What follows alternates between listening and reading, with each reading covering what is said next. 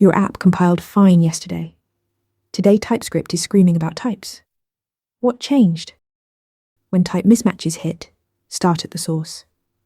Every @types package on npm is versioned to align with its library.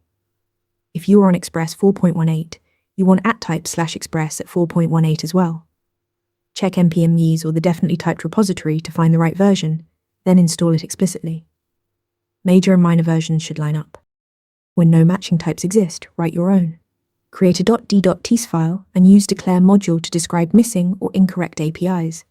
For patching existing types, use module augmentation. Add new properties to an existing interface without touching the original package.